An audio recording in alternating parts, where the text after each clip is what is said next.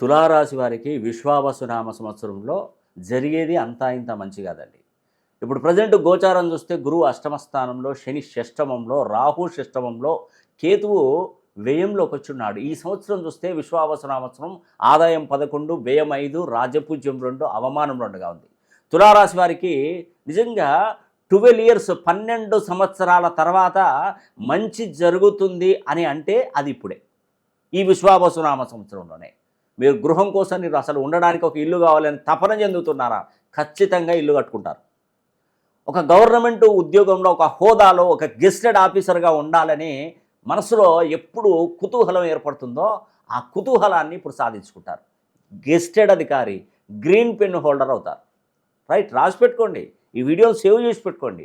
2025 సంవత్సరం తర్వాత మీకు జాబ్ వచ్చిన తర్వాత గురువుగారు మీరు చెప్పింది నిజమే, అక్షరాల నిజము, నిజం, ఈరోజు నేను గెస్టెడ్ అధికారిని అయ్యానని